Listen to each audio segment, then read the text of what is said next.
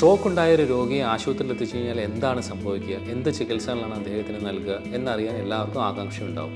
എൻ്റെ പേര് ഡോക്ടർ ജിതിൻ. ഞാൻ രാജഗിരി ആശുപത്രിയിലെ കൺസൾട്ടൻറ്റ് ന്യൂറോളജിസ്റ്റാണ്.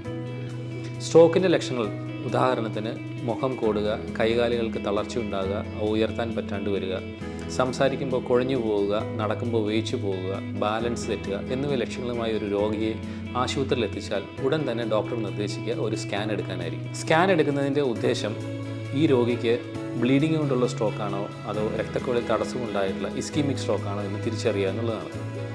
രണ്ടിനും വ്യത്യസ്തമായ ചികിത്സാ രീതികളാണുള്ളത്.